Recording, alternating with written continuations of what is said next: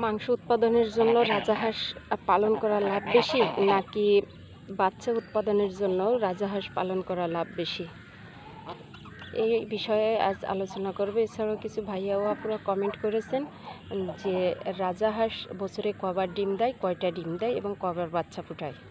সকল প্রশ্নের উত্তর এই ভিডিওতে আজ জানবো, আলোচনা করব। আসসালামু আলাইকুম, কেমন আছেন সবাই? আশা করি ভালো আছেন। আলহামদুলিল্লাহ, আমিও ভালো আছি। কাছে দূরে, দেশ বা দেশের বাইরে যে যেখানে বসে প্রতিনিয়ত কৃষি খামার ও প্রাকৃতিক দৃশ্য চ্যানেলের ভিডিওগুলো দেখে থাকেন, তাদের সবাইকে জানাই আন্তরিক শুভেচ্ছা।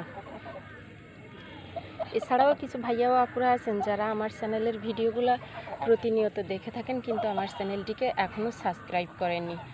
আপু, আপনাদের জন্য, ভাইয়া আপনাদের জন্য রইল অসংখ্য ধন্যবাদ। যদি ভালো লেগে থাকে তাহলে আমার চ্যানেলটিকে সাবস্ক্রাইব করে পাশে থাকা বেল আইকনটি বাজিয়ে দিতে পারেন, যাতে নিত্য নতুন ভিডিও আমি আপনাদের জন্য দিতে পারি। সেই উৎসাহ দিবেন, ছোট্ট একটা লাইক দিবেন।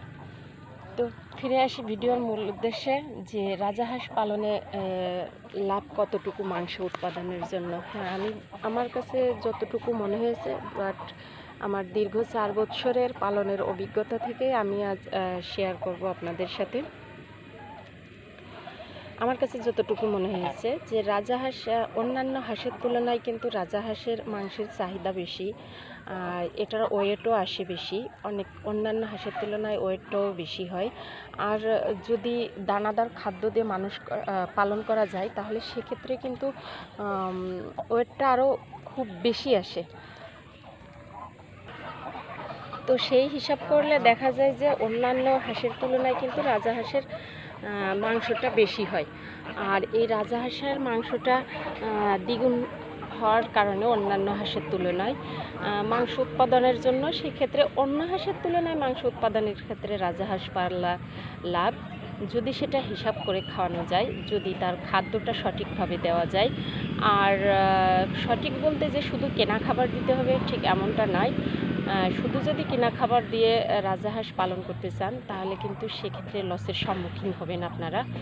লাভের আশায় যদি করতে চান তাহলে অবশ্যই রাজাহাঁসকে কিছু নিয়ম কারণ মেনে আপনাদের পালন করলে লাভ আসবে। সেটা হচ্ছে এই যে যেভাবে দেখছেন, এই যে চারণভূমিতে এরা যেভাবে খেয়ে বেড়াচ্ছে, এই যে ঠিক এভাবে কিন্তু ওদের খাবারের ব্যবস্থা, যদি ঘাসের ব্যবস্থা থেকে থাকে, আপনার প্রচুর পরিমাণে ধানের যে চিটাগুলা থাকে, ঘাস, তারপর আপনার কলা গাছ, কুচুরিপানা, এগুলার ব্যবস্থা যদি আপনাদের থেকে থাকে তাহলে সেক্ষেত্রে আপনারা রাজাহাঁস পালন করলে লাভবান হবেন। আর যদি মনে করেন যে না, শুধু কেনা খাবার দিয়ে রাজাহাঁস পালন করবে, তাহলে কিন্তু সেক্ষেত্রে লাভের থেকে কিন্তু লসের সম্ভাবনাটাই বেশি আসবে। যেহেতু রাজাহাঁস দীর্ঘদিন যাবৎ পালন করতে হয়, যার কারণের জন্য কিন্তু যদি শুধু কেনা খাবার দিয়ে পালন করতে যাওয়া হয় তাহলে খরচের সংখ্যাটা একটু বেশি আসে। তো কোনো জিনিস বাণিজ্যিক আকারে পালন করতে হলে কিন্তু সেটা অবশ্যই লাভ লস হিসাব করে তারপরেই করা উচিত। কিন্তু যদি শখের বসে কেউ পালন করে থাকেন 2-4টা, সেক্ষেত্রে যে খাবার খুশি সে খাবার দিয়ে মানুষ করতে পারেন, সমস্যা হবে বলে মনে হয় না।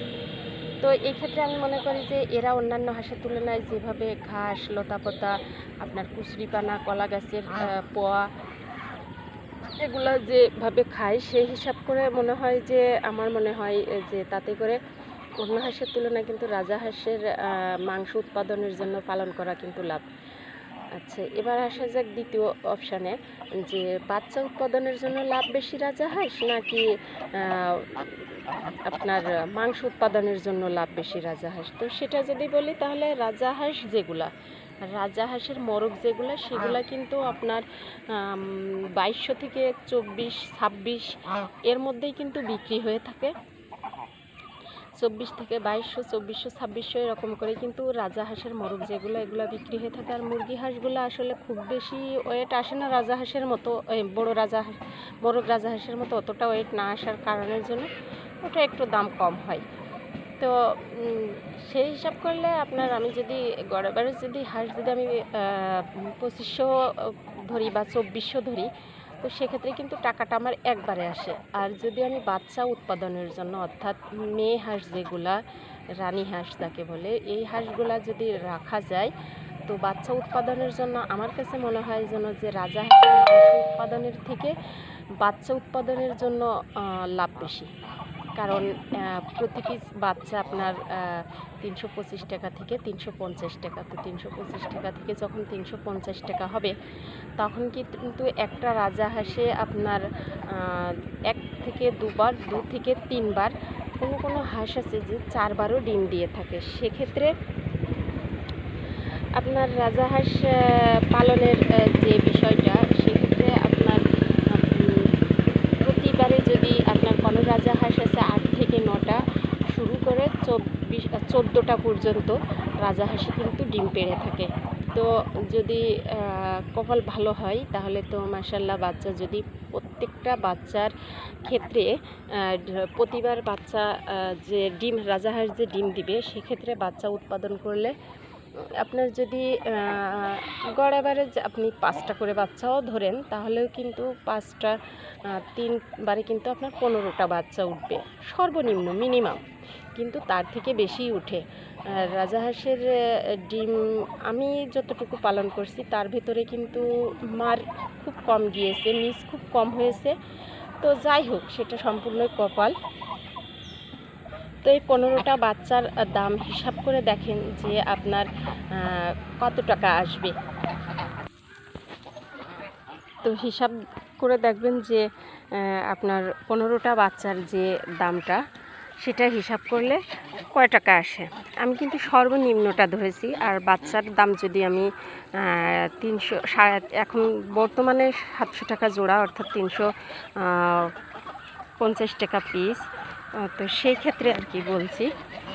আর যদি মনে করেন যে তার থেকে কম ধরবেন, তো তার থেকে কম ধরেও হিসাব করে দেখবেন যে ডিমের থেকে কিন্তু আপনার কি বলে, মাংস উৎপাদনের থেকে রাজাহাঁসের যে মাংসটা উৎপাদন হয়, সেটার থেকে কিন্তু রানী হাঁসের বাচ্চা উৎপাদনের ক্ষেত্রে কিন্তু আপনার লাভটা বেশি আসবে, লাভের সম্ভাবনা দ্বিগুণ। তো আমার কাছে মনে হয় যে রাজাহাঁসের মরক থেকে যে টাকাটা আসে সেটা কিন্তু একবারে আসে, আর মুরগি থেকে যে টাকাটা আসে সেটা আপনার বাচ্চাগুলো দাম তো দিবেই দিবে, প্লাস আপনার হাঁসটা কিন্তু থেকেই যাবে। তো আমার কাছে মনে হয় রাজাহাঁসের রানী হাঁস যেগুলো, অর্থাৎ মা হাঁস যেগুলো, এগুলাই কিন্তু মাংস উৎপাদনের থেকেও দ্বিগুণ কিন্তু লাভ আসে। তো সেক্ষেত্রে দুইটাই যার চয়েসে যেটা ভালো মনে হয়, যেটা যার কাছে যেটা লাভজনক মনে হয়, হিসাব করলে আপনারা কিন্তু পেয়ে যাবেন, হিসাব যদি টানেন।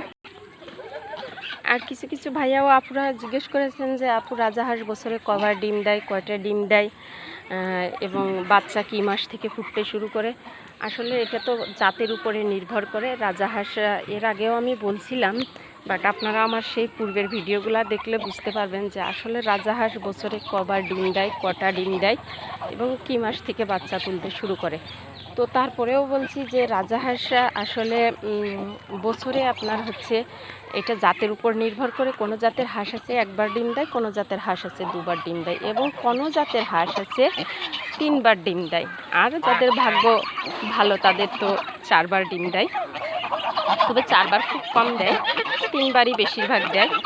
আর এরা কিছু হাঁস আছে আপনার যেটা, সেটা হচ্ছে কিছু আছে যে 1 বছর বয়স হলে ডিম দিতে শুরু করে, কিছু আছে 8-9 মাসে ডিম দিতে শুরু করে। যেমন আমাদের এই হাঁসগুলা এখানে কিন্তু কিছু হাঁস মাত্র 6 মাস বয়সেই কিন্তু ডিম দিয়েছে, মানে কল্পনার বাইরে, আমরা যেটা কল্পনা করতে পারিনি। এই যে সাদা হাঁসটা দেখতে পাচ্ছেন, এর মা কিন্তু এর বোন, এদের যে রানী হাঁসগুলো ছিল, ওরা কিন্তু আপনার মাত্র 6 মাসে ডিম দিয়েছে। আমরা তো বিশ্বাসই করতে পারিনি যে 6 মাসে ডিম দিবে, ভাবছিলাম সাথে অন্য হাঁসের ডিম কিনা, কিন্তু পরে দেখা গেল যে না, এটা এই ডিমগুলা রাজাহাঁসেই পারছে, এবং 3টা রাজাহাঁসে পারছে। তো গরমের কারণের জন্য ডিমগুলা ফোটানো হয়নি, বসানো হয়নি। তো যাই হোক, রাজাহাঁস আসলে আপনার অক্টোবর থেকে ডিম দিতে শুরু করে মার্চ পর্যন্ত। তো একটা হাঁসে যে অক্টোবর থেকে শুরু করে মার্চ পর্যন্ত ডিম দিতে দেবে কিন্তু ঠিক এমনটা না। আপনার এরা কিন্তু, যে আমি বলছি যে 2 থেকে 3 বার ডিম দেয়, 1 থেকে 3 বার ডিম দেয়। তো সেক্ষেত্রে আর কি আমি বলছি, তো আপনারা অক্টোবরে না পেলেও সেপ্টেম্বর, অক্টোবর, নভেম্বর থেকে কিন্তু আপনারা ফুলফিল আর কি রাজাহাঁসের বাচ্চা পাবেন, এবং ওই সময় থেকে কিন্তু বাচ্চা ফোটা শুরু হয়, মা রাজাহাঁসগুলা ডিম দিতে শুরু করে। আশা করি ভাইয়া ও আপুরা আপনাদেরকে বোঝাতে পারছি। আর এই বন্যা পরিস্থিতি খারাপের জন্য কিন্তু আমি আসলে দীর্ঘদিন যাবৎ ভিডিও দিতে পারিনি। আপনারা অনেক ভাইয়া আপুরা কমেন্ট করেছেন, যাদের কমেন্টের অ্যান্সার দিতে পারিনি। ভাইয়া ও আপুদের উদ্দেশ্যে বলছি, আপনারা কিন্তু রাগান্বিত হবেন না, কারণ এই পরিস্থিতির কারণের জন্য কিন্তু আমি ভিডিওগুলো দিতে পারিনি। তো তার জন্য আন্তরিকভাবে আপনাদের সকলের কাছে দুঃখিত যে আপনাদের প্রশ্নের উত্তর দিতে পারিনি। তো দেখা হবে অন্য কোনো ভিডিওতে। সে পর্যন্ত সবাই ভালো থাকবেন, সুস্থ থাকবেন, এবং আমার চ্যানেলটি ভালো লেগে থাকলে অবশ্যই সাবস্ক্রাইব করবেন। এবং কৃষি ভিত্তিক যে ভিডিওগুলা, সমন্বিত খামারের যে ভিডিওগুলা যদি পেতে চান তাহলে অবশ্যই সাবস্ক্রাইব করে ছোট্ট একটা লাইক দিয়ে রাখবেন। আল্লাহ হাফিজ।